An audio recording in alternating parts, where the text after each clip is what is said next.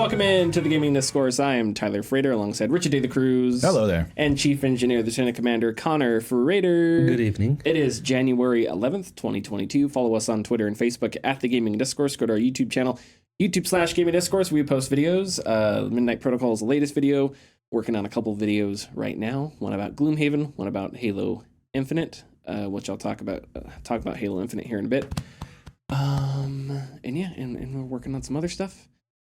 Today's a Tuesday. We usually record on Mondays, but yesterday was there was just too much going on yesterday. Yeah, there's too much going on yesterday. Too busy. What was going on? Nothing. Yeah, just don't want to get into it. Lots of personal stuff. Oh yeah, yeah. Not a bowl game. No. It was a champion. Anyway, so we're recording on a Tuesday, but it's a good thing because there's lots of news.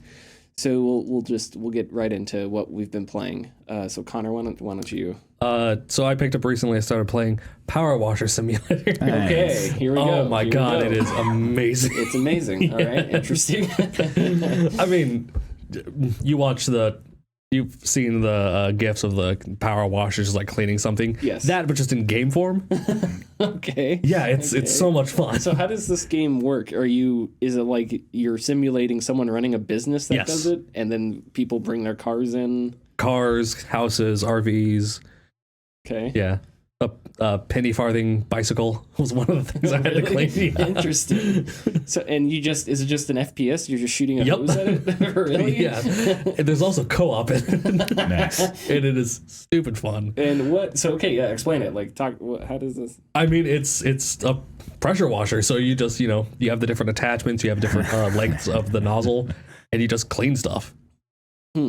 Man, I've used a pressure washer before. Yeah. The only thing you wouldn't get is the pressure, like against your arm. Well, yes, there kind of is, because if you recoil, because if you're standing on on an incline, it will start to push you back if you're aiming too close to the ground. That's cool. Or if you're in co-op, you can push people with your pressure washer. That's a little too powerful, but yeah. That'd be funny if you had like a big hose and then you had a little hose, and one of your bosses is like, "Remember, switch it to your little hose. It's faster than your loading," or something like that. That's stupid. That'd be funny. Okay. Yeah, that and a couple of my friends picked up Payday 2, so I jumped back into that. Oh man, it's been a while. Yeah, it's been a while. And I forgot the builds I had in that. So I'm like, all right, I'm just gonna load back in. Like I had my stealth build going on. Like we're doing a mission that's like super loud. I'm like, all right, and I had a loud build. I forgot what it was. I swap over to it. I have a minigun. Oh, awesome! For a minigun, I like full body armor. I'm like, oh, very loud. God. Yeah, totally. Moving maybe a mile a day.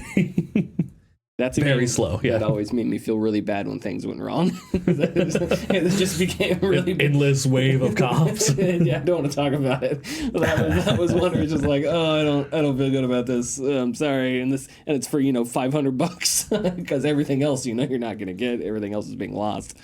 But anyway, okay. So Payday 2, huh? Yep, that's about it. I was never a big fan of Payday 2. I like it. I hate the people don't stay down. Stay down. Gotta keep. Oh yeah, but you get 2. That's the most annoying thing. But I played a long time ago, and it was like. So they even a long time ago they had skill trees. Yeah. And you could get up to 7 zip ties. Ah man. Yeah. I don't know why. That sounds so funny. Did you imagine a bunch of bank robbers together? How many zip ties are you gonna bring? 7. I can only bring 2. Wait, our zip ties like 50 cents? Hey, we're bank robbers. We follow strict rules. Until you get this many skill points, you bring 2 zip ties. So, anyway. I get it. Yeah. What have I been playing? Let's see here. I forgot. I picked up Far Cry 6 yesterday, and I've only done about an hour and a half. I'm very bored. I'm very bored with that game, and I don't know if it's because I'm just I started it in the midst of other things going on, but there are times where it looks good, times where it looks very bad. The character facial animations, particularly when they're speaking, sometimes you can catch it where their mouth is just flapping. But very quickly, the frames are cut out of it. So it's just open, close. And it's very off-putting. Sometimes it happens in the actual cutscenes. other times it just happens in the gameplay loop. And so like there was a gameplay reveal trailer that showed them on a boat, and the main villain finds them and does whatever he does, but that happens at the beginning of the game. And in my version, I remember watching that trailer and I was like, oh, this looks pretty good. In my version, I was like, this does not look as good. And there are problems. Those weren't in the original. The issues weren't in the trailer because they were using it on like a better PC or something. Okay. The gunplay doesn't feel good.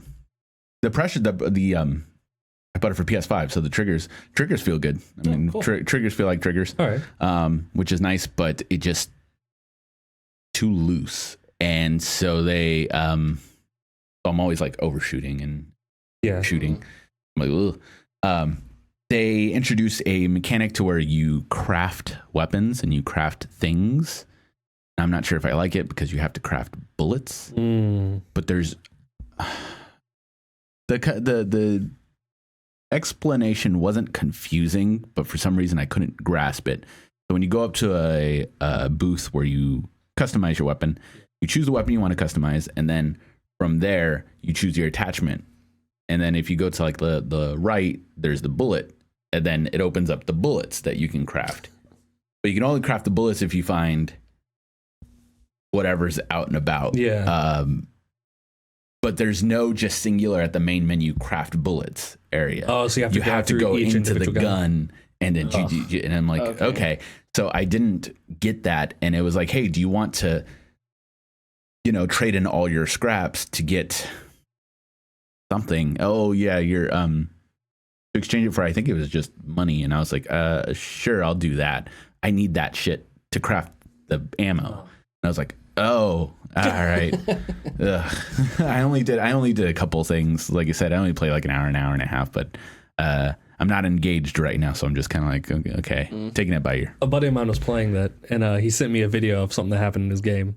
He blew up a car, and it rolled like into a fence, and he couldn't open the gate. He was like, well, what do I do? Okay. And then his pet gator walked up and just pushed the gate and the car open. It's like, yeah. Huh. All right. I got, it already happened. I already saved a video of it, but I got onto the horse, because you get a horse at the beginning, and the gator went under the horse, and it shot me up. And I came back down. Nothing happened. And I was like, okay, good, but that was weird. I saved the video, and was like, dropping in with a horse. Right. And so already tactical horse. Already it's a problem. So but aside that game, I am playing more of Hades, which I've gotten through it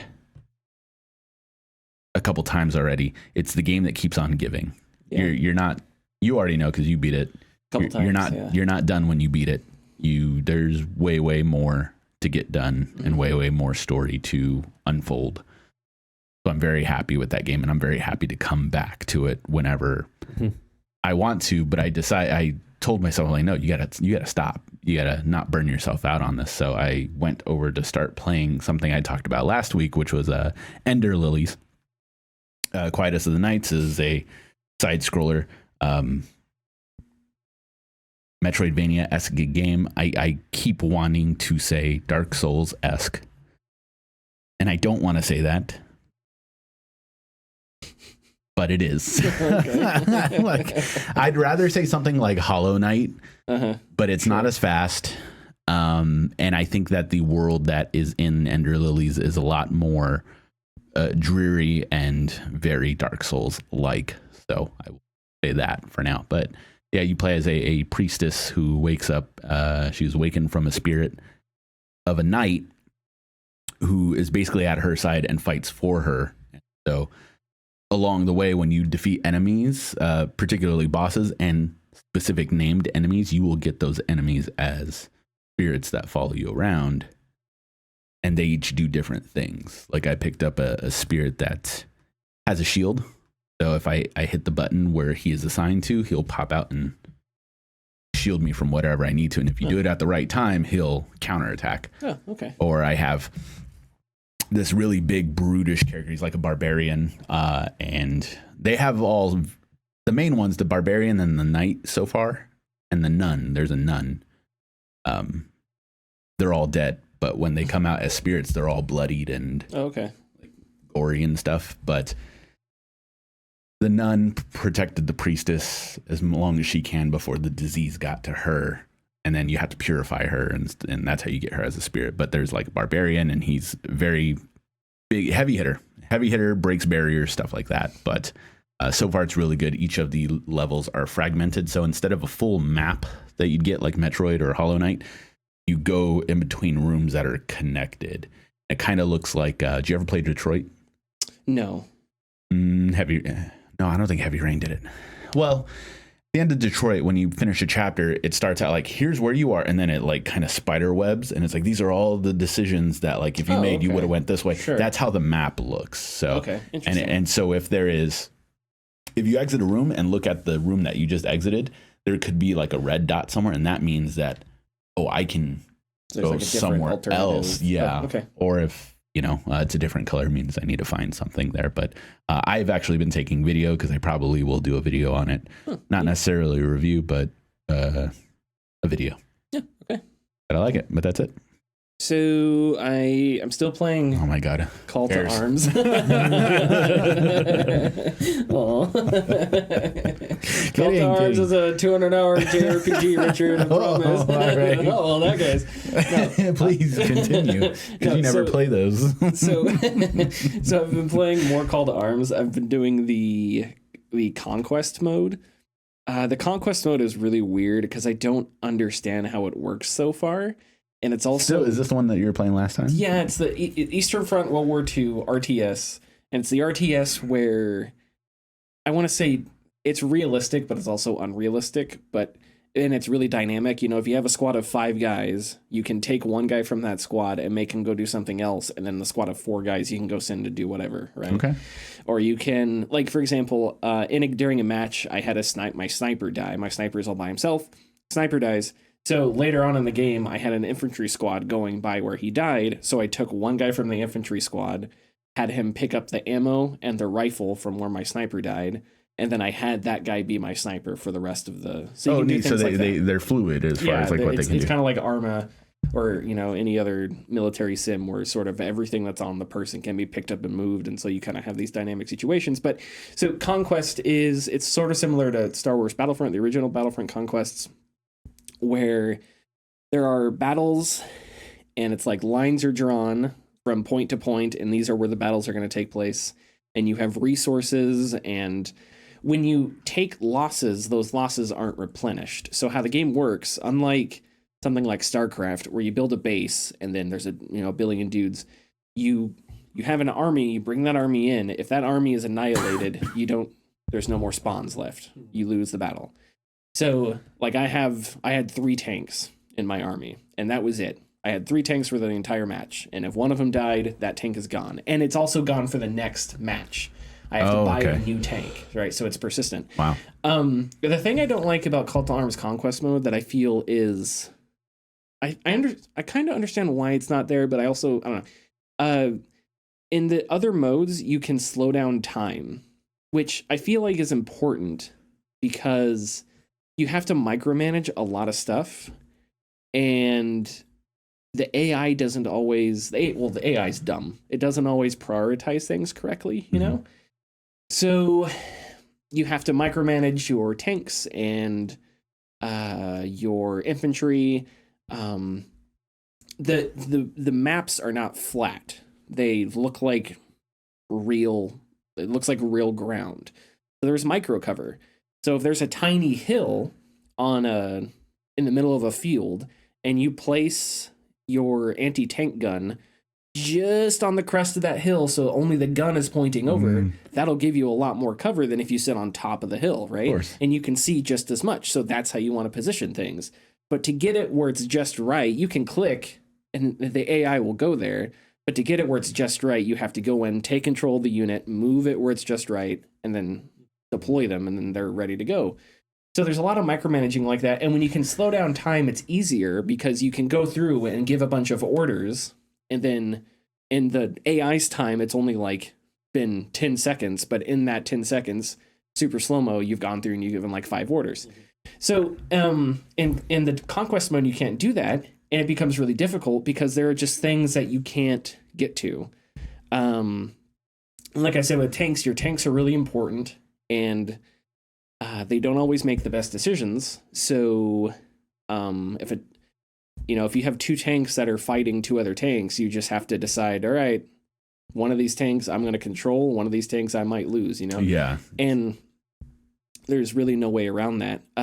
So the other thing is with the conquest mode, the stakes are really high because if you lose something, you have to buy it again. You have to use the resources again to get it again. So losing a unit is a big deal. The thing that's confusing me is so I'm playing as the Russians. The Germans seem to have way more resources than I do. Instead of the game starting 50-50, it starts like you're way at a disadvantage. And I don't understand why. So I have won a lot of battles and won decisively. Like instead of taking the objectives, I have wiped out all the reinforcements they sent in. But it's like even after that, the next battle, they still send a ton of stuff, so I have to anticipate that. And the thing that I guess bothers me is I think about Star Wars Battlefront, and in the original Star Wars Battlefronts, in the conquest mode, if you just rolled through the AI, you would see that affected in their army. They wouldn't have units unlocked. They wouldn't have a bunch of abilities. So if you were dominating, it was a cascade effect, right? Yeah. It wasn't like it was neck and neck. If you won 10 straight battles in a dominating fashion, the other army was at a huge disadvantage. It doesn't feel like that here. I'm always on the edge, like I'm always about to lose, and I'm always facing way more units than I have, which makes for intense, fun battles, but it's also frustrating because I feel like I've done a really good job managing my army and stuff, so I feel like I should be rewarded by not having to take on a bunch of armor, something like that. And the game doesn't, I have not seen a tutorial on like what any of the resources mean. So I've looked up online, there are some people on YouTube that have made like tutorials, so I may have to look it up myself. You can't believe those guys though.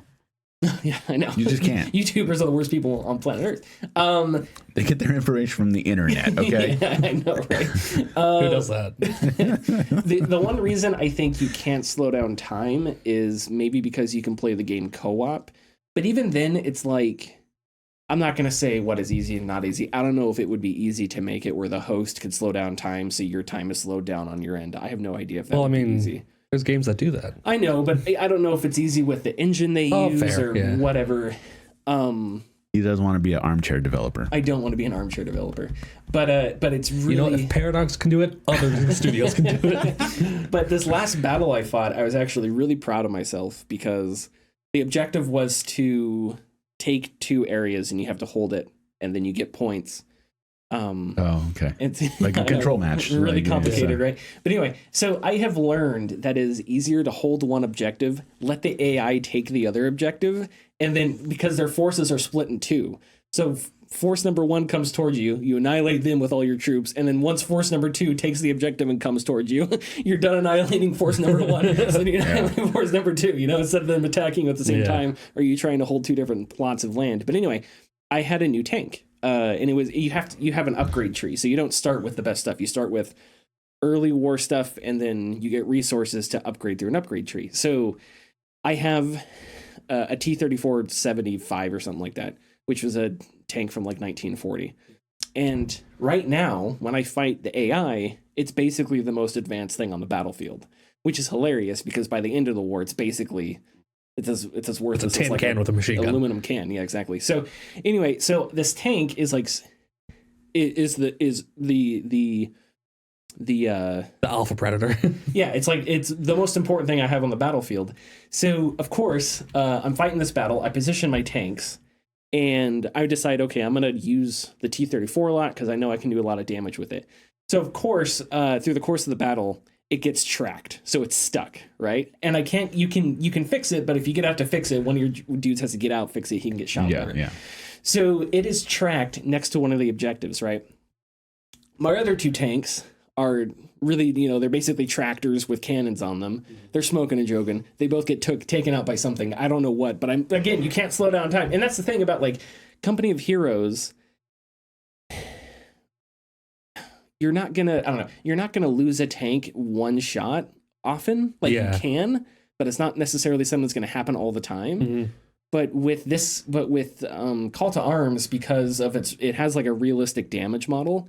If an anti-air gun that's shooting your tank happens to penetrate and hit the ammo rack and destroys your tank, when usually it would just sort of go in and maybe do a little bit of damage, you'll lose a tank with one shot, you know? So there's really no way to anticipate that.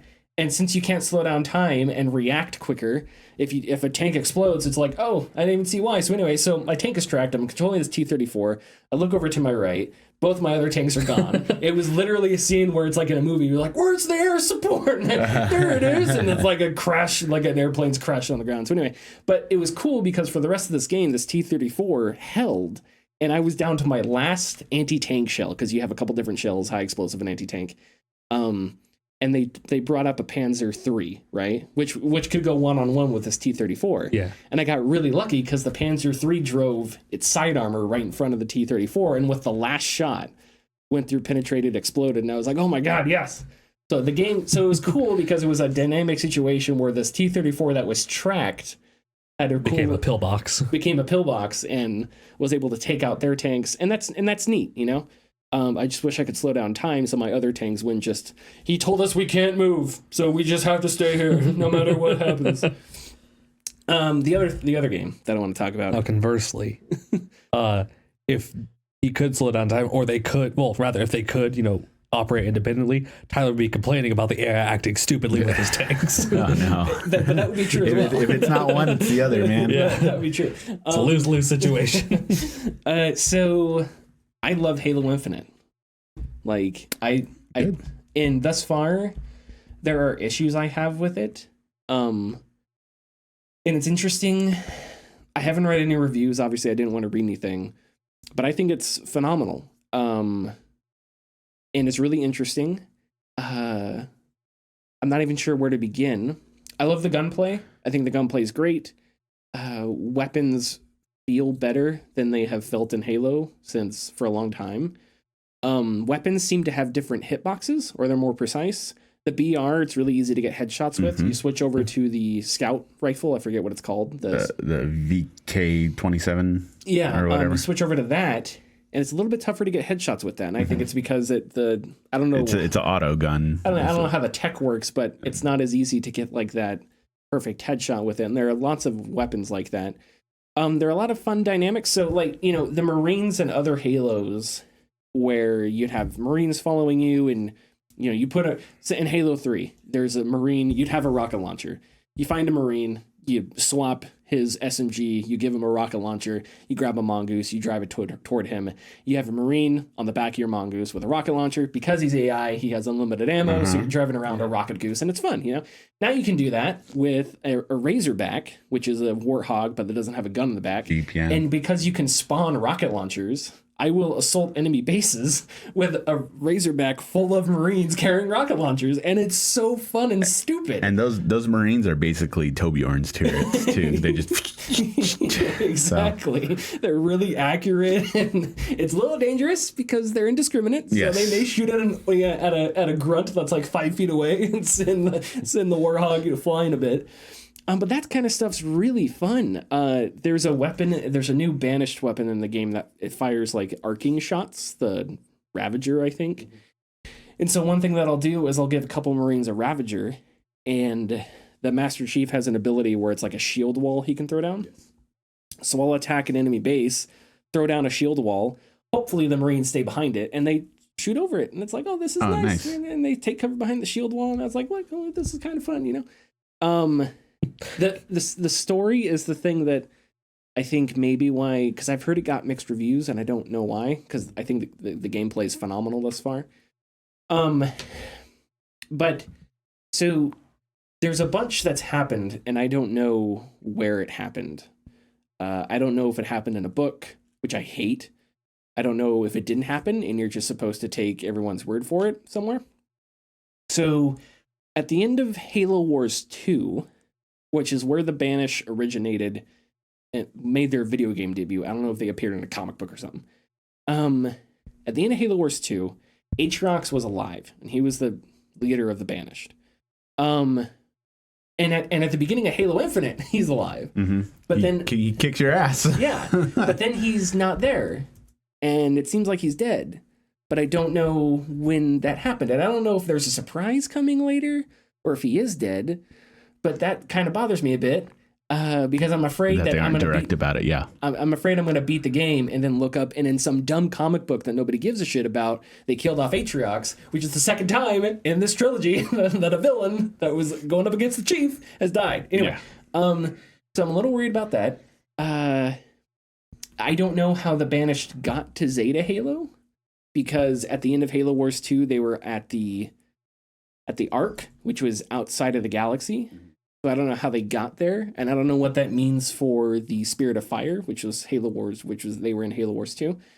I thought the Halo that they were on, at the end of Halo Wars 2, spoiler alert, there's a Halo that appears. The Banished create a new Halo, but one of the UNSC scientists escapes with it. She teleports it away somewhere else. And then in the post-credit scene, one of the Guardians from Halo 5 appears on the Halo, and it's like, oh no, and then it cuts to black, right? I figured, oh, this must be the Halo from Halo Wars 2. That makes sense. But this is a different Halo. This is Zeta Halo. So I don't know what happened at the end of Halo Wars 2. So anyway, the point I'm trying to get to here is, like, I don't know where this Halo is geographically. Like, is it near Earth? Is it far away from Earth? If it's far away from Earth, how do they get here? Because if it's super far away, how did the Banished get here? How did the UNSC get here? The UNSC were apparently already here, because I think they were, I don't remember if they were studying it or what. Yeah, they were. They were, because you find the audio logs of them talking to Halsey. Halsey was there too, apparently. Okay. So I don't know where it is. Maybe that's something I missed, but I don't know where it is. And what was the other thing? Oh, and there's a whole war that took place that happened, but you just didn't see any of it. The UNSC fight the Banished, and the Banished won. Master Chief, and this is the beginning of the game, everyone thinks the Master Chief's dead. Master Chief, not on my watch, and he's back alive. And now you're fighting the Banished. So it's like, hold on, wait. There was an entire battle that took place. So it's like there's a whole bunch of stuff that happens before the game that you're just not privy to. And it kind of feels really hollow, because it really feels like there's just a bunch of stuff they skipped. And listen, I'm not saying that they need to include a 20-hour prologue where you fight the Banished in the losing war. But some context is nice. But some context is nice to understand how everyone got there and stuff like that. One of the problems is that Halo 5 was horrendous. So you've had to gone back and figured out how to reconcile Halo 5 with the story you want to tell now. Which, I make this joke, it's like the Pam from The Office meme, corporate says there's seven differences between this picture and this picture, and she says they're the same picture. It's like if you held a picture of Halo 5 and The Last Jedi, like they're the same picture, because it's kind of the same concept. Halo 4, The Force Awakens, interesting movies with flawed, but interesting with a new direction. The next game and movie flipped the table over and did its own thing, and then the conclusion has to like figure out what they're going to do from there.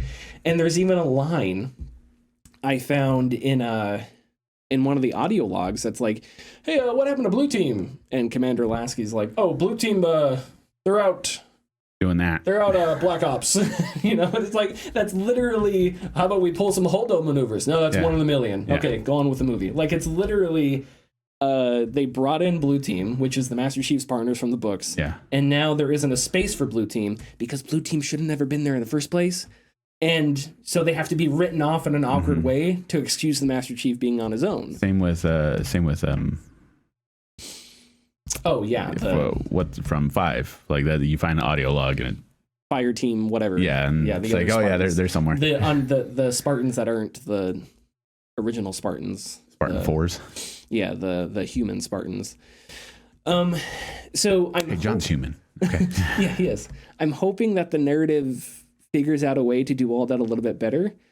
And Cortana is depicted. Thus far, you haven't seen Cortana say a whole lot of things. It's definitely hinted she's still alive. At the end of Halo 5, it showed her on the Halo. Yeah. So she is on Halo. At the beginning of Halo Infinite, they say that they successfully destroyed her. it hints that that's not necessarily true. In the few scenes where you see like a recording of Cortana talking, she is in no way characterized the same way she was characterized at the end of Halo 5. At the end of Halo 5, she's like a crazy cultist, right? She's like, come cleanse the universe. Like she's giving this cultist speech about AIs and stuff, you know? And then in Halo Infinite, you see her, and now the characterization is, oh, she's got this secret plan that you don't know about. She's not crazy. She's actually doing something noble. Like that's sort of what it's hinting at. But that's a complete 180 from the end of Halo 5. Yeah. So I understand some of the awkward writing is Halo 5 was really bad. We have to fix it somehow. At the same time, it's such a quick 180 that it's like it's not. It's like, especially with the specific pieces of pertinent information not given to you. So I'm really hoping that the narrative can find some ground to fix things, because that'll really disappoint me, because the gameplay, I'm looking around like, people, have you listened to the soundtrack? This soundtrack's phenomenal. Halo Infinite soundtrack is absolutely. I can't hear the soundtrack phenomenal. Over my gunfire. Okay, so oh, that's true. Sorry. No, I mean, it's so good. You know, and being able to attack these bases however you want is great. Fighting with the Marines is great. Every now and then I feel bad, because if you go anywhere with Marines, they're not coming back. So, yes, correct. And that's sort of the point, is they're infinite though. Exactly. So it's kind of funny, because I will spawn out a base and run somewhere to go do something, and I sprint and use the grappling hook as fast as I can, and then I watch the motion tracker to see if they're following me, and I feel like it's that scene from Lord of the Rings where it's like, I'm off to kill the Banished, and I look behind me and there's Marines. Well, we're coming with you, and I was like, no, stay there, Sam, stay there, you know. But anyway, but I mean,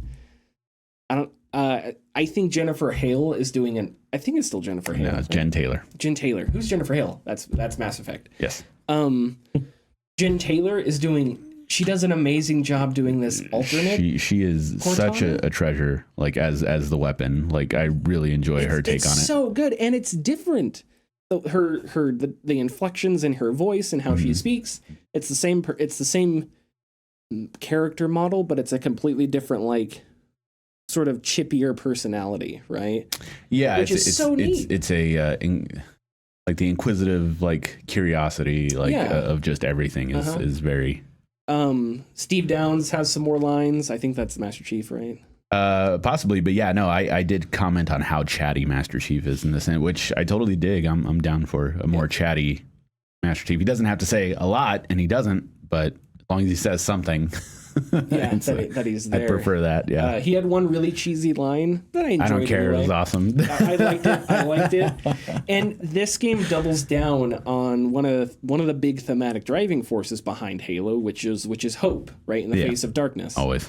And that's been there since the first Halo, right? Yeah. Because the Marines are dying, and then Master Chief shows up, and guys are like, "Oh man, Chief's here! We're gonna win!" You know.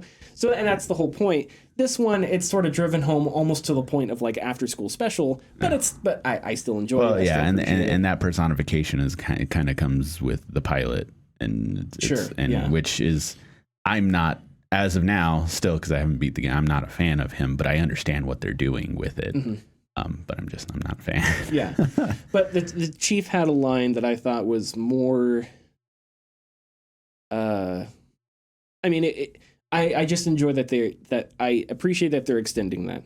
And Halo 4, they made the Chief more talkative. Same in Halo 5. Now here, they're extending that, and that's great. So I'm really, really enjoying. I love using the grappling hook in combat. Oh, that was the other thing. The one thing that I wish it did differently is it needs radial menus for grenades and. Oh yes, absolutely. Abilities. I have hate no idea. System. I cannot remember.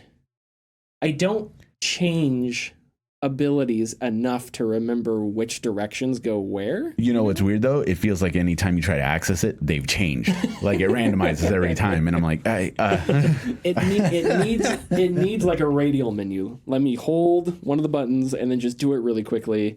Because there's nothing worse than, okay, I need to be able to, oh, there's an invis guy. I need to shoot my thing that shows me where the invis guy is. And I switch to the dash. And I'm like, oh, okay, well, I don't need that right now. So it needed a radial menu or something. And hunters. This is another thing. Oh, man, they're assholes. Completely different. Yeah. Hunters are way harder to fight, and that necessitates some of the equipment. The dash is really useful against hunters because their guns do so much more splash damage than they have in the past, and they fire so much more, and they're fast. Like, they really jog towards you pretty quickly. So it makes the equipment a little more important to switch up against them. And the same thing with like invis guys. Invis guys aren't as easy to see as they are in other Halos. Man, I just keep launching my grapple hook until I get them, and then that's it. That's one of the things I do too. But I've also noticed that they've switched up some of the damage values. Swords don't kill right off the bat, at least on regular. I'll say this: it's interesting to see if this is like the easiest Halo when it comes to legendary mode. Because if you can go to every base with a sniper rifle, it may be like one of the easier. Or if you can go to a base with a Warthog, park on top of a hill, fire from a distance, and a Warthog. Those are things you couldn't really do a whole lot in the other Halos on. Or if every time you spawn on a base you get a battle rifle and a plasma pistol, and you can noob combo it up, which is a good strategy for the other Halos, but now you can get it every time you spawn. Yeah. It'll be interesting to see how this is considered easier or harder, whatever, on Legendary. But anyway, there are more mysteries that the game is revealing. I'm just like, the whole time I'm like, this is cool. But can you answer some of the questions about earlier? Like, where's Atriox? Is he dead? You have to wait. Because I don't want him to be dead. Because that feels like a letdown. Anyway. Okay, I think I've talked enough about Halo Infinite. But so far, I'm really enjoying it. Good. It's making me really happy. And I can't wait for co-op. Co-op's going to be so much fun. One day, maybe. Hit the ad. We want to give a massive shout out to the sponsors of this episode. They have been silently supporting us since the very beginning, and we felt it was time to give them some love. The like and share buttons have been at our side since episode 1 of the podcast. They can be found just beneath this episode. Please give them a click, it helps us greatly. If you're feeling lucky, click the bell icon to enter for a notification anytime we post new content. You may be surprised by what you get. Jason Schreier over at Bloomberg wrote a piece on Ken Levine and the Artur's work with Ghost Story games that's been going on the past few years. We're going to break it down. Ken Levine is credited as the creator of Bioshock Infinite. He also made System Shock 2. I think Schreier makes the comparisons of like Hideo Kojima or Neil Druckmann with sort of the Artur mentality. The director, the figurehead. That sort of controls everything, that kind of thing. Although no one does a game like Hideo Kojima, where you can't escape his name wherever you look.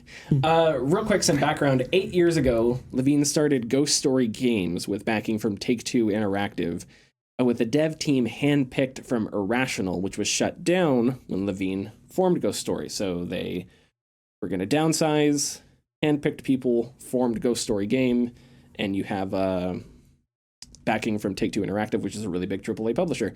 But here we are in 2022. There's still no game. I think originally the whatever game they were working on, the concept they were working on, was slated for release in sometime 2017.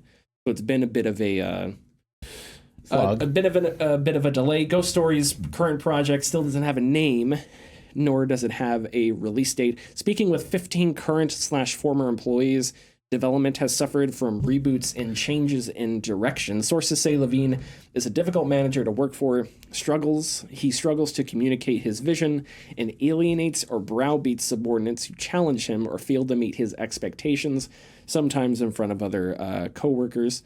Ghost Story's first game was to be based on a concept known as narrative Lego, where every player's inner experience would be different, since characters would react differently depending on the player's actions. Schreier links to a story from Polygon about Wildermyth, which does sort of a similar thing.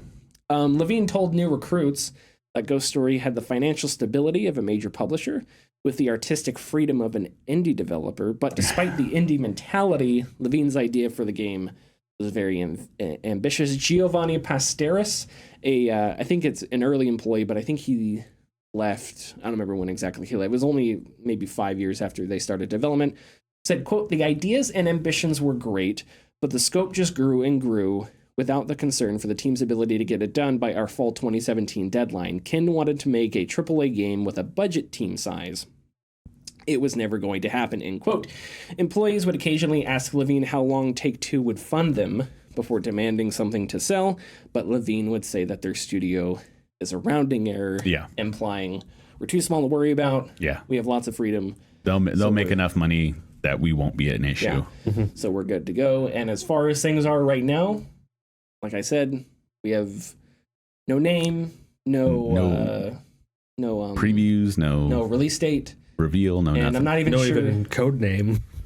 Yeah, and I'm not even sure if the Lego, the narrative Lego thing concept is still in development or if they have shifted away. There's nothing on Ghost Story Games as well. Yes. Sure. So there's a lot in here. There's a lot that I wanted to touch on, but I'll let you guys go first. Yes, I know that when the story came out, there were a lot of people, including myself, that kind of just nodded and was like, "Yeah, that makes sense." And it was only because of the fact that so much blowback came from the reveal, specifically of BioShock Infinite, and everything that was shown in that trailer compared to when we saw it next time, where it was kind of like a night and day experience. And so all these, he was also someone who was like, what's his name? Peter Molyneux, where it's like, there was all these like, this is what we're going to do in this game. This is what we have the ideas for. And then the game comes out and none of that is there, or at least, remnants of it were there. But I do know that, I think I gave you that piece of information that during the point of BioShock Infinite, and after that, he was tapped to do the screenplay for Logan's Run remake. Yeah, the remake. And I knew sometime before that he was somewhat of a, a movie. Well, I think screenplays was the plan, but right. He got into game development. Don't quote me on that, but I think I remember somewhere in the story, he originally wanted to be screenwriter, got into game development, was successful, so that's where he's been ever since. Yeah. Yeah. Sorry. And then now that I look it up, so it looks like in 2013 he got the go ahead to do the Logan's Run script, but it looks like in 2015 he was taken off of it. Oh, okay. So he's no longer doing that. But so we know already that, he probably has an affinity towards movies. And we did get in the Schreier story, he did talk about how, like you said, when you opened up the news story, that he was kind of like an auteur and wanted his vision to kind of be perfect, or at least meet all of his needs. But that's not something that's feasible in like the gaming world when you have something that needs to come out at some point. Because eventually, although he says that their studio is a rounding error, pretty soon they're going to need to have something to show for it. Yeah. And I don't think, I think Take-Two would be easy. They would find it easier to just, you're not doing anything for us, get out of here. Then it would, that would save them some money from that $12.7 billion buy that they just made. Yeah, exactly. I found that rounding error sentiment really interesting. Yeah. Because game companies are not known for thinking years ahead, Yeah. They're, it's all about short-term gain, burn the trees to, I don't know, cut the trees down to make paper. Don't worry about deforestation. That's game company mentality. So I was surprised that the we're a rounding error thing wasn't only something that they would say, but is something that apparently is provable because they've been working there since 2013. It's less of I think at this point it's less of a long-term thinking and more of being forgotten about by Take-Two because they haven't done anything. And eventually accountants are going to go through and find that this has just been a money sink, and then they're going to make a demand or cut them. Maybe. I think that you can... Because saying, we're a rounding error seems very dismissive of the, hey, shouldn't we be producing something? Maybe, but I think with the way the game economy is now, you can sell it as, oh, they're making the long-term monetization. Like, you can, I don't know, I feel like I'm giving take. I think they could think ahead. They're not thinking ahead to, this guy can make something really cool. They're thinking ahead to, what if he hits a home run with some other Destiny type or some kind of looter shooter or some kind of live service bullshit. That's what, you know, so why don't we keep him on, because we can make back our investment really quickly, and they're not spending a whole lot of money. So if they make something that is live servicey, that's the long-term thinking. That would be my guess. And that's based on no evidence, but cynicism, I guess. Go ahead. That's a terrible way of thinking, especially with someone like Ken Levine, because like realistically, he has made basically 3 games, and they have been hits, sure. But that's in the span of 20 years? 20, almost 25 I don't years. know when System Shock 2 It is late 90s. Yeah, late 90s. So yeah, that's a 20 plus year difference in 3 games to show for it. And arguably the most remembered one out of all 3 is BioShock. Not 99. Not to say that System Shock 2 isn't, I mean, it's getting a remake. Of course it's remembered, but in the more current modern era, BioShock is the one that everybody looks at. And nowadays BioShock Infinite, people still like that game, and it's fine to like that game. It was great. I thought it was great, but there are also lots of criticism against it as well. Like it definitely was not as perfect as like BioShock, although BioShock's not perfect either. But you get what I'm trying to say. You get it. You get it, dude. Yeah, don't worry about it. The other thing I thought was interesting with the rounding error statement was because they did it. They handpicked a studio, really small, indie scale is how they would describe it. So if I'm somebody that was let go of Irrational, it's like, oh, thanks, you guys are a rounding error, but apparently it was too big of a deal to keep me on the job. Good thing you guys got rid of me. You know, I don't know if it was like when they first started, they thought, you know, Take-Two's not going to let us have this many people, and then 7 years later, it's like, oh, we're small. Maybe it was 2 different mentalities. Hindsight being 2020, maybe they would have kept more people on. I have no idea. I just thought that was funny. The other thing I wanted to talk about was this quote that Schreier included in the story. This is from EGX 2017, which is a European gaming trade show, I think. Oh, in Germany. Probably. I've never heard of that one. Anyway, he said, quote, again, 2017, so this isn't a quote for the story. Actually, he and Take-Two both declined to comment, I think, for the story. Anyway, quote, in almost every game I've ever worked on, you realize you're running out of time, and then you make the game. You sort of dick around for years, and then you're like, oh my god, we're almost out of time, and it forces you to make these decisions, end quote. I thought that was really interesting, because that's BioWare magic. Yeah. Yes, absolutely. That's that same mentality. Right there. Way back in 2017. I just found it interesting that because things are, it's like, things are true, I don't know, that how a car works, and then you open up the hood and you actually see everything put together, and you're like, oh yeah, like it there's a new frame of reference there, or how big a stadium is, or how big the Eiffel Tower is. Yeah. And you actually go there, and it's like, oh, you get a new frame of reference. So when you know that this sort of BioWare magic mentality exists in the industry, it's like, oh, okay, I understand it's there.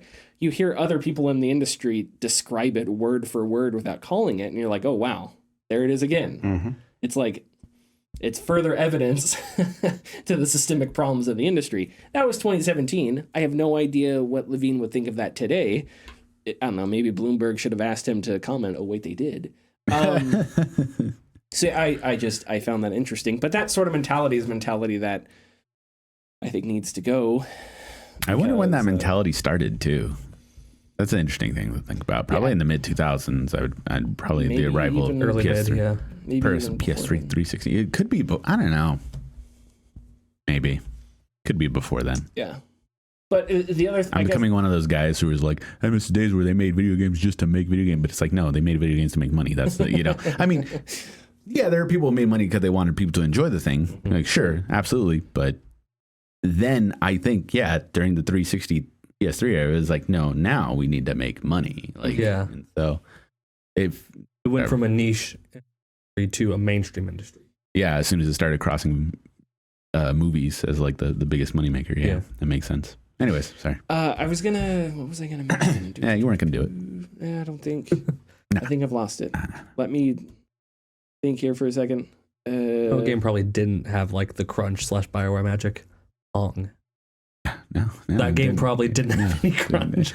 Knocked out in an afternoon. To be honest, they didn't know what the fuck they were doing either. Knocked out in an afternoon, called it a day.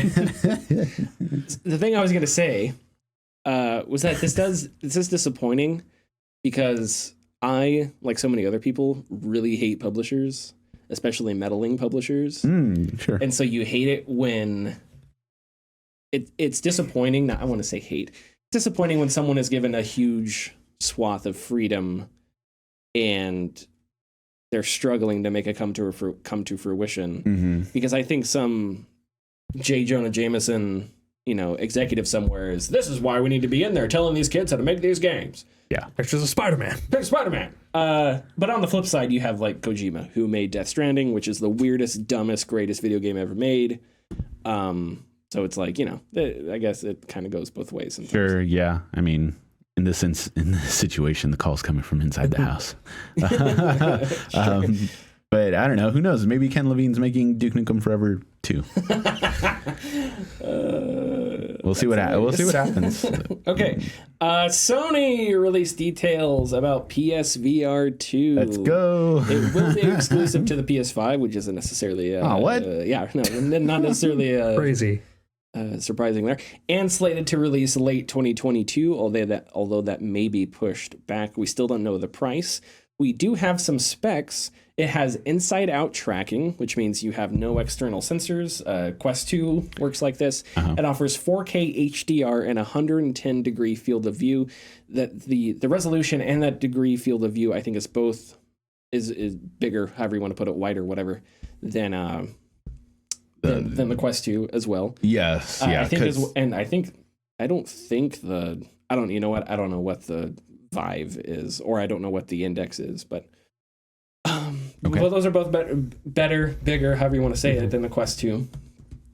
It has foveated rendering, which I'm not even sure this is real, and I'm not even sure if I'm describing this correctly, but I read this on Upload VR, so it must be correct, but that is eye tracking that doesn't render things fully when you aren't looking at them. That's interesting.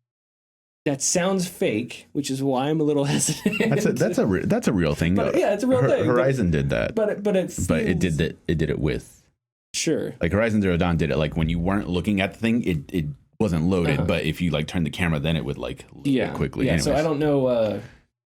Anyway, I'm just gonna stick with that. It has some kind of haptic feedback in the headset. Nothing super intense, but I read somewhere it was like if like a plane flew past your headset will vibrate or something like that. So it's a little bit more immersive. And it connects to PS5 via a single cord. So that's not new info. Haptics and adaptive triggers on the. Yeah, it just comes with the DualSense, right? Or no, it's the. Sorry, it works with the DualSense, but I'm assuming it'll work with the DualSense. But the controllers that come with it, have their own haptic feedback and adaptive triggers. Yeah, which is great. All right, so we've all played a good amount of VR. Yeah. Yes. Yeah. I'm excited. Yeah. I mean, yeah, of course. Cool. I don't have a PS5. Yeah. No, that's the biggest issue. Like, cool. Nobody has a PS5. Yeah. Sure. 10+ million people apparently have a PS5, but 2 of us in this room do. Sorry. Well, 2 out of 3 people. You're great. According to a study of us, 2 out of 3 people own a PS5. That's true. But I'm totally excited for it. I think this is something that more VRs are needed. Well, more VR development is needed in general. I think that this can do one of 2 things. I've heard that the biggest what's that phrase? Non-secret in the gaming industry. Okay. I think worst kept secret in the gaming industry is that Valve is already talking to PlayStation about bringing Half-Life Alyx to PS5. Ooh, that'd be interesting. It'd be very interesting, and that would be definitely an absolutely killer app. And it would allow people to experience what VR is capable of as well. The PSVR 1, I think, sold 4 or 6 million headsets. Well. It sold very well, yes. So I think that with the newer headset, with the newer controllers, which are actual controllers this time around, and these really what sound like really, really cool additions to just immersiveness in general, I think that it can absolutely make a mark in the VR world. And I don't think VR is not going away. No, it's found its foothold. Yeah, it did, definitely. One of the positives to PSVR, I think, is that you don't have to worry about whether or not your system can handle it, like you have to do with PC-based VR, right? Yeah. So as soon as The you PS5 get can handle it. as soon as you get a built in. PSVR, it's going to be optimized with the PS5, and you would hope games run perfectly or as good as they can run, right? Sure, And that's yes, one of the absolutely. benefits there. And that's one of the drawbacks to PC VR is, like I've got an older graphics card, and I can run Half-Life Alyx on medium and Elite Dangerous on medium and stuff like that. But I mean, in a couple of years, in 3 years, like that graphics card's just not going to be able to put stuff into the headset. So that's one of the benefits of console gaming, but also VR console gaming. The Quest 2 has, I don't know if dominated is too dramatic of a word to use. No, it's not. But it's been good. Very well received. Now the drawback to the Quest 2 is it is not very powerful. Mm-hmm. I don't think that's an issue. And okay, in what context? The Wii and the Switch. So you think? Okay. I think if your content is good enough for what it is, Sure. perfectly fine. Sure. Yeah. I would. But does that, if the Wii and the Switch were selling to the point that PlayStation and Xbox had to put almond? Okay, let me redo this for a second. All right, because the issue I'm trying to get to here is the Quest 2 so successful that developers, they go out to make a game. They're like, okay, we're gonna make a game. We have to get it out on VR headsets. What headsets are we going to put it out for? We're going to put out for PC. We're going to put it out for Quest 2. We're going to put out for PlayStation, right? Okay. Because they're putting it out for the Quest 2, and because the Quest 2 has the largest market share, I would assume that's going to be the headset that is most important to you because it has the largest market, right? Of course. That's also the least powerful of those headsets. That may be debatable with the PSVR. I don't know. Right. So that's the point I'm trying to get to here. Because if Valve set out to make Half-Life Alyx and they had to make it for the Quest 2, it is not going to look anywhere near as stunning on the Quest 2 as it does on the Index. And I think that's an issue, especially for a medium that is largely in its infancy right now. Because there is nothing like the terrifying shadows and zombies and all that stuff in Half-Life Alyx, because it looks really good. Does that mean VR? Do games that don't look great lose all their no, of course not. One of my favorite VR games is Lies Beneath, cel-shaded comic book, right? Yes. It's incredible. But would Lies Beneath be better if it were running on my Index and it wasn't cel-shaded? So I guess what I'm trying to get to here is in VR's infancy, sometimes it worries me that a low-end headset technologically dominates the market share. But this makes me optimistic because I want games that look stunning and that really push boundaries and stuff like that, and that don't have to. Onward was a game that had to downgrade because it needed to acquiesce to Quest 2, and a bunch of stuff was downgraded. And when you switch between if you go to Steam and you can switch between the 1.7 update and then like 1.8, which downgraded the graphics so it would work better, be more compatible with Quest 2. I don't know. It's disappointing. Is it just so disappointing that I don't play Onward anymore? No, I mean I don't, but that's not because I don't want to. It's just because I don't have time. But like Onward before that update looked way better. Yeah, and that's more immersive. It's more realistic. It's a milsim. Then you play it on Quest 2, and all of a sudden, instead of being able to look through the bush to see if you can see someone on the other side, it's just a JPEG of like a bush, and you can't see through it. Stuff like that, and that sucks. Can the PSVR 2 change that? Probably not, because it's pinned to PS5. And right now, 12 people have a PS5.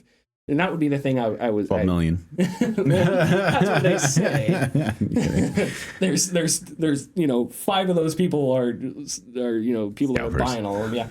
Yeah. The other thing is like,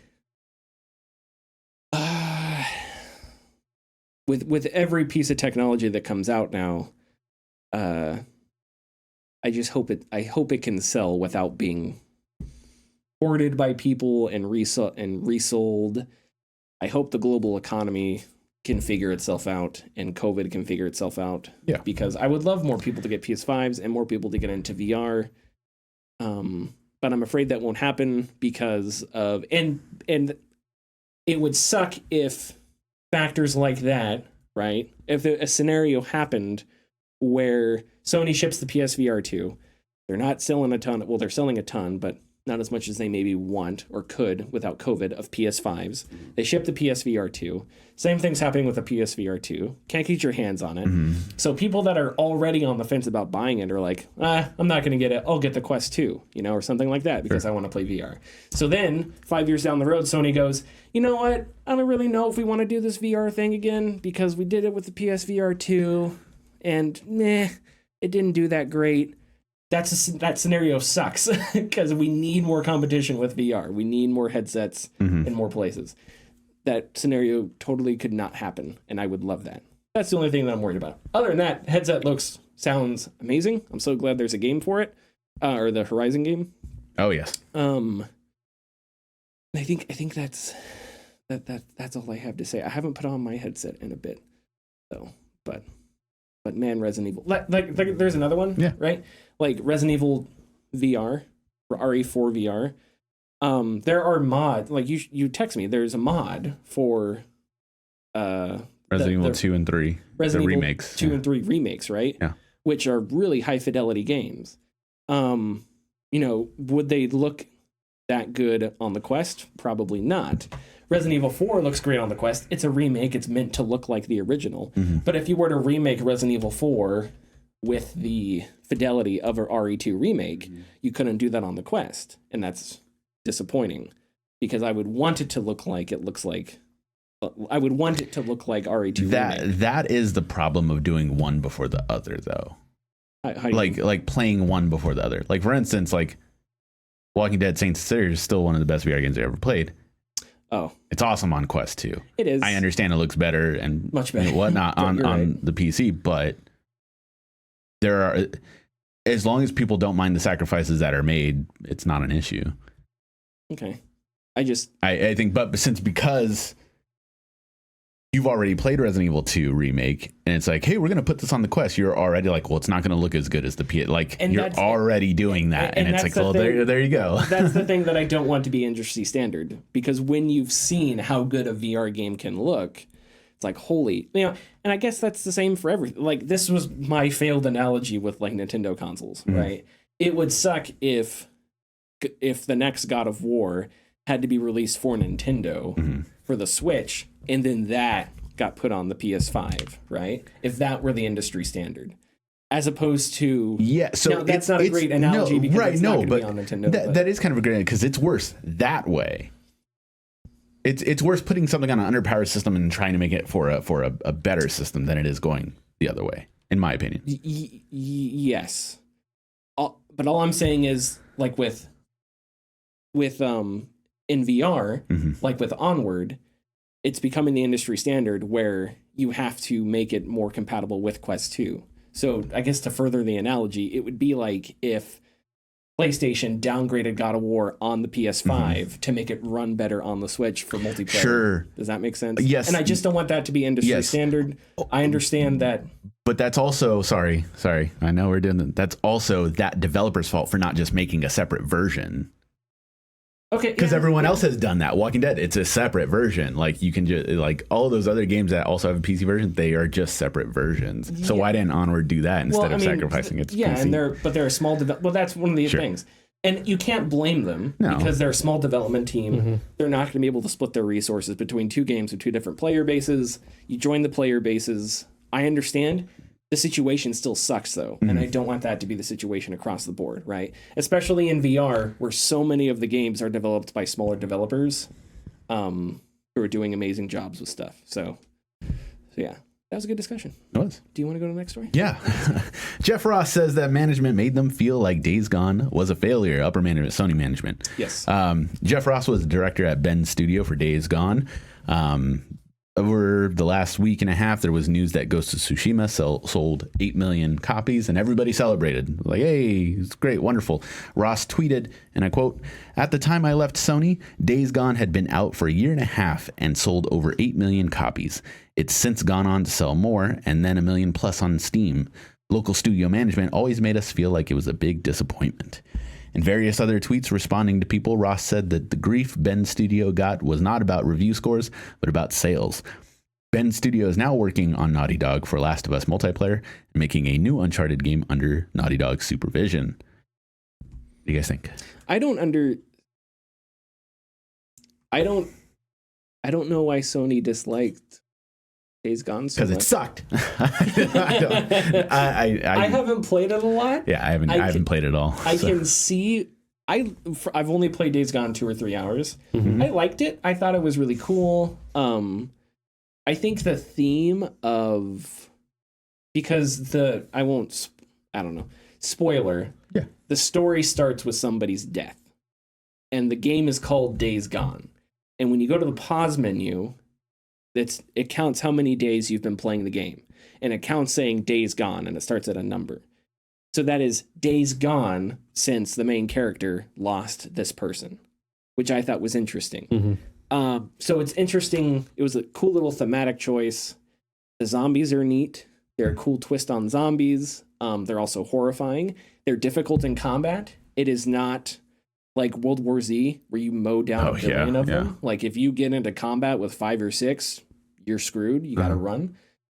But I could see, playing through it, I could already see some of the criticisms. Mm-hmm. It is very paint by the numbers in a lot of ways. Yeah. The dialogue's really cheesy. Like they cuss when, like in movies when it's translated to English and it's like lost in translation. So where English, there are cuss words that doesn't make sense, but in the other language it would make sense in context, So it's like that's what it kind of felt like. Like they were cussing. Like one character would say like, "Oh, those sons of bitches, they stole it," and then the next character, "Yeah, those sons of bitches." It's like it's kind of cheesy, Mm-hmm. So I could see some of the complaints and criticisms of Days Gone already, but it's not like Days Gone is dog breath bad, No. And if anything's been dog breath bad that's come out of Sony, it's been Quantum Extreme and like Beyond Two Souls or something. Oh yeah, sure. That's it. Yeah, it's true. So I don't understand, and I don't know if it's like the game's also really gritty and violent, but I mean, hello, Last of Us Part 2 wasn't exactly a cakewalk. That's true, but it was also the sequel to a very critically acclaimed game. Sure. So yeah, it's tough to tell why you do. Sorry, go ahead. No, sure. I was just gonna say it's tough to tell why it seems like from Sony. Maybe it's not that they don't like Days Gone. Maybe it's just that they have different things they want to do. They'd rather have the developer work with Naughty Dog on stuff. I don't know. But it seems like Days Gone is a good game, and I don't know why, they didn't go with following that up. Go ahead. Would you rather have another zombie game or a very beautiful, cool-looking samurai game that we don't have a lot of? That's a really good question. That is a very good question. Yeah. I think that's part of it. But there is also an update to this, and is that number that he gave was actually from a website that tracks trophies, not actually official numbers. Oh, whoa. So Jeff Ross, I got the update here. Oh, this just happened? Well, this happened actually about 4 days ago. So oh, well, okay. you missed this one. It.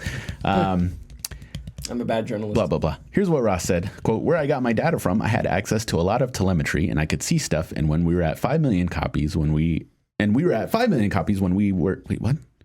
We were at 5 million copies. When we were at, God, what is he saying here? When we were announced at 5 million copies, the telemetry data was at 5.8 million. There are basically resales or shared disks. I was actually using an external website. I think they're offline now, which they are. but they're using trophy data and it lined up with our internal telemetry data. So for me, it's like good enough. So he's basically using that type of data. Okay. Days Gone has also been on 2 different free services, PlayStation Plus and PlayStation the Now? PS5. No, PS9, but also for PS5, you can redeem it as free as well. Oh, okay.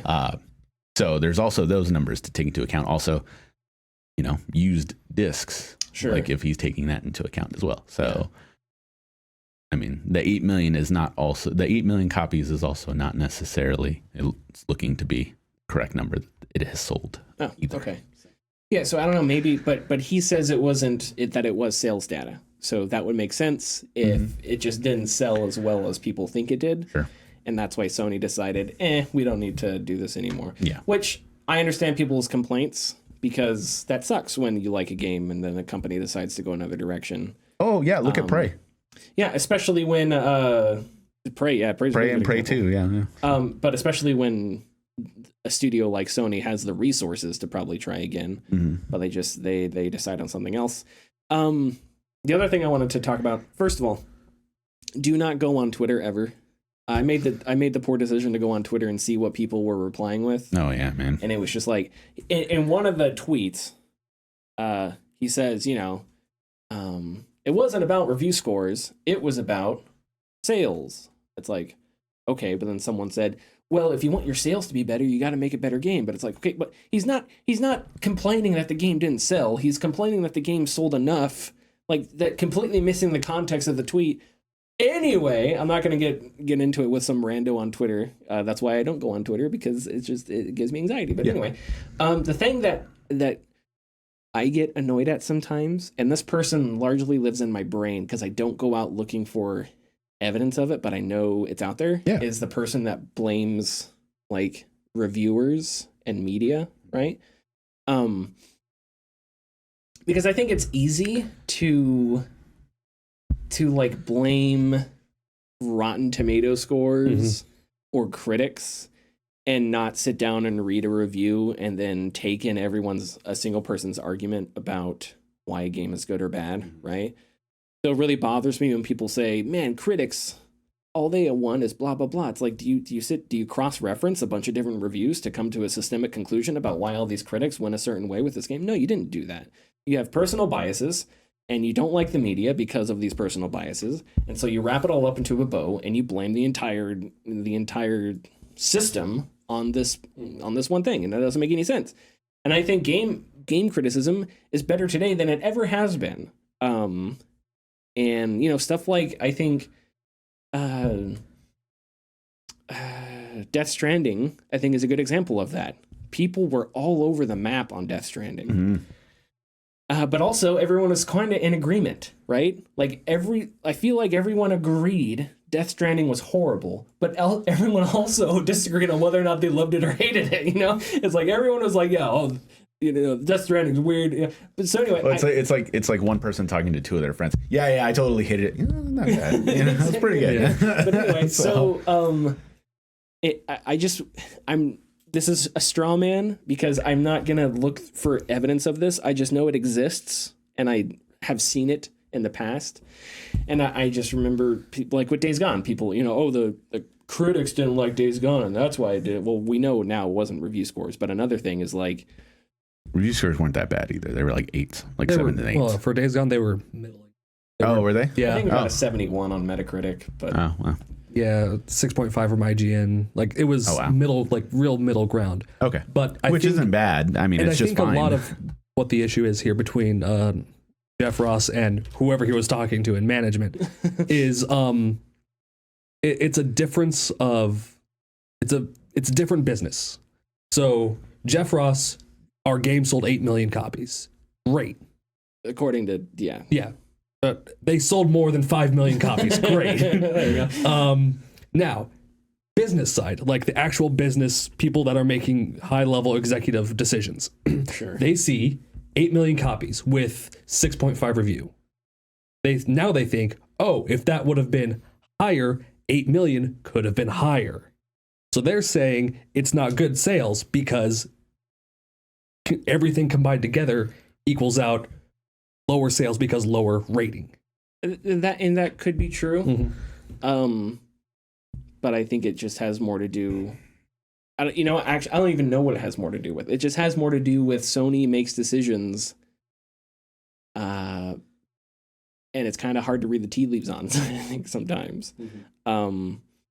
But the only point I was trying to make was the person that lives in my head when they complain about the media and it's like this gigantic, the media. It's like, no, stop it. Stop doing an entire ecosystem. It's like if you would blame the Sahara Desert for a problem, you know? It's so huge and includes so much.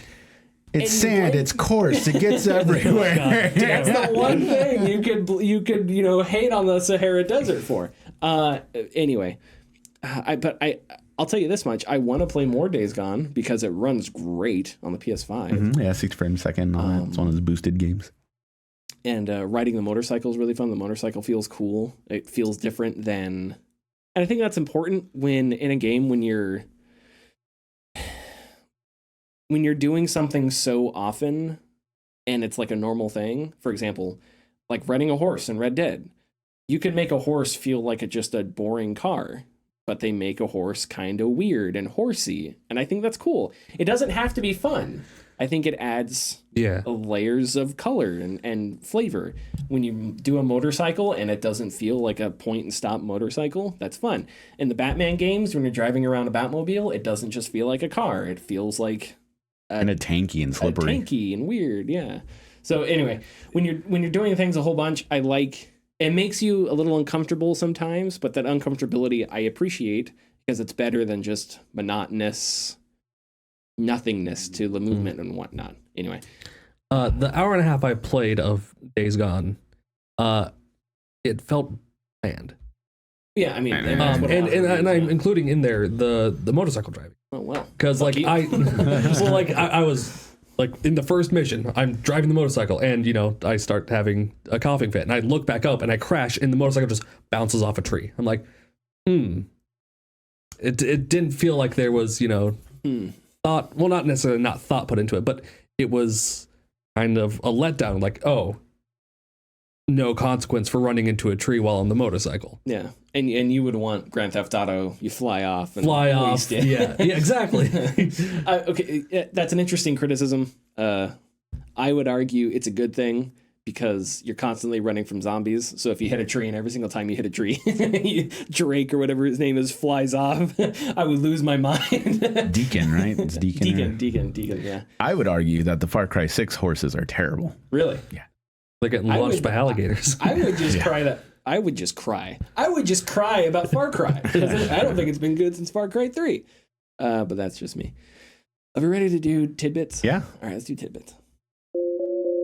A man discusses the news, but not like the big news, the little news. Little bit. This is the tidbits. You sound so tired of my tidbits, dude. Like you don't want to do it anymore. I love the tidbits. I'm done. I'm That's done. the best part of it. Colin Cowherd calls his talks with Greg Cosell meat sandwiches, and I call this is my meat sandwich right here. All right, that's wonderful. That's my meat sandwich. I got some really old tidbits though. These are like almost a month old tidbits. Rusty old bits. Well, it's a little bit of an older meat sandwich, but just microwave it. An achievement list for GoldenEye 007 has popped up online. The achievements for the original GoldenEye game for Nintendo 64, probably the one that was in works on the 360 before it got canceled. Those popped up online. They were accompanied by achievement pics. They were accompanied by game thumbnails and a tag stating that it was for Xbox One. This is newsworthy because this game has been people want to play this game again. I don't know why, but they want to play it again. But the problem is you got a lot of people you got to pay. You got to pay all the actors for their likenesses. Yeah, you got to pay MGM. You got to pay for a license, just tons of licenses. Unless you redesign the characters. Right, that's true, but they've already done that. In GoldenEye 007 Reloaded for Xbox 360 with Daniel Craig as Bond. they should keep Bond, but like change everyone else. Oh, right. they should do a different actor, but it's Pierce Brosnan. Yeah, or something like instead that. of Jaws, it's Metal Face or something. Exactly. Like that. But yeah, that's wild that is happening. So there it is. VR talk. VR developers share absolutely bonkers record numbers over Christmas weekend for Oculus Quest. Over the Christmas weekend, Oculus was the top app on Android and iPhone stores. The developer for Rec Room stated that they had over 1 million players log into Rec Room in a 60-hour span. Not all at once, but in 60 hours. Wow, okay. 1 million people logged into Rec Room. That's a lot. That's a lot. Developer of Golf Plus noted that they had to scale up to manage the concurrently connected users on Christmas Day. Another Golf Plus developer said that the sales across 2021 Christmas period surpassed 2020 significantly, with December 24th the next day, December 24th, 2021 easily being the best sales day ever, only to be immediately and significantly surpassed the next day on Christmas. Oh, okay. Okay. Because a lot of people, including myself, they open up their gifts on the day before, not necessarily the day of. Sure. 11 Table Tennis, which is a great table tennis game, had a large spike online players on Christmas Day, going from peaks of roughly 800 players across December 21st to the 24th to new peaks of 1,800 plus players on Christmas Day. Developer of Gorilla Tag, which is a very popular game, indicated huge player numbers as well, citing a absolutely bonkers 344,000 unique users and a peak of 26,000 concurrent users across Christmas weekend. Also worth noting, this is really worth noting, Gorilla Tag isn't even available on Oculus. It's not available on the Oculus Store on Quest 2. You have to get it through App Lab, which is a nightmare to find. Mm-hmm. So the fact that anybody was able to do that, was at least normies, was amazing. This is also, I probably stop messing with that. Just a personal anecdote that I noted over that Christmas weekend. VR on my Twitter feed was like huge. Yeah. Like nobody would stop talking about it. And so that is great. That is great. And this is a very late tidbit, but the first official Halo Infinite tournament resorted to using dev kits because they could not find any Xboxes. Wait, really? Yep, yeah. 343 Industries esports lead Tashi343i on Twitter stated, "Heads up, open bracket players, you'll be playing this weekend on Series X development consoles. They're functionally identical and will be operating in retail mode so that it's the exact same experience. They look a little different. Why? Global supply chain shortage is real." Wow, they couldn't even find. They don't got a couple. Phil Spencer doesn't have a couple freaking Series X's lying around the house. No, of course not. He does have a Switch on his thing. Back behind him. Really cool. I feel like that'd be a funny Saturday Night Live sketch, which wouldn't make no one, because no one that watches Saturday Night Live cares about video games, but it'd be funny because it's like every time you cut back to Phil Spencer, he's got like something else behind him. It's like at one point you see like Amelia Earhart's back there, and then cuts back to like Ark of the Covenant's back there. That'd be hilarious. Don't open it. That'd be hilarious, right? That's it for the tidbits. Sure. I mean, I think it'd be funny. Maybe that's that's an audience of me. That's it for the tidbits. Yeah. Follow us on Twitter and Facebook at the Gaming Discourse. Go to our YouTube channel, YouTube/Gaming Discourse. Check out the Midnight Protocol video. Check out the videos I'm going to post in a little bit. And we'll see you next week. Bye. Bye-bye.